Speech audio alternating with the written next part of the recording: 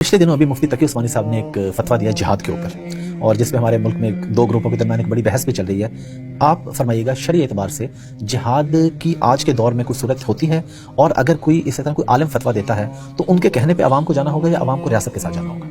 ये जिहाद अल्लाह का हुक्म है। जिहाद से आपकी मुराद यहाँ ज़ाहिर किताल है। यानी कुरान मजीद में तो जिहाद की ताबीर और सूरतों के लिए भी इस्तेमाल होती है। यानी अल्लाह की राह में किसी भी जद्दोजहद को कुरान की रूह से जिहाद कहा जा सकता है, लेकिन जो उसकी किताल की सूरत है या जंग कह लीजिए, उसमें लाजिम है कि जुल्म व उद्वान हो।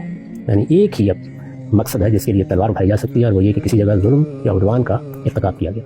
वो जुल्म उद्वान का इर्तिकाब किसी दूसरे पर हुआ है, खुद हम पर हुआ है, इसमें हक हासिल हो जाता है, ये जालिम का हाथ पकड़ा जाए। इसी मकसद के लिए जिहाद का हुक्म दिया गया है। वो हुक्म कुरान मजीद में बयान हुआ है, अल्लाह की अबदी शरीयत का हिस्सा है, उसको ना कोई वहाँ से निकाल सकता है ना ख़त्म कर सकता है। और हमारे लिए ये बहुत बाइस इफ्तिखार है कि हमारे परवरदिगार ने जहाँ हमें दूसरे अहकाम दिए हैं, वहाँ ये जिम्मेदारी भी हम पर डाली है कि अगर हमें किसी मौके पर जुल्म उद्वान का सामना करना पड़े या इंसानियत को करना पड़े तो हम जालिम का हाथ पकड़ सकते हैं, बल्कि हमें पकड़ना चाहिए। ये तो उसूल की बात है। यानी जुल्म उद्वान का वजूद मुतहक्कक है तो जिहाद का या किताल का जवाज़ पैदा हो गया। अब रह गई ये बात कि उसका फैसला किसने करना है। मेरे नज़दीक अरबाब हल वक्त को करना है, उसका उलमा से कोई ताल्लुक नहीं। यानी उलमा ज़्यादा से ज़्यादा ये कह सकते हैं कि जुल्म उद्वान का इर्तिकाब हो रहा है, लिहाजा रियासत अरबाब हल वक्त या मुसलमानों के हुक्मरान इस पर गौर करें, सोचें।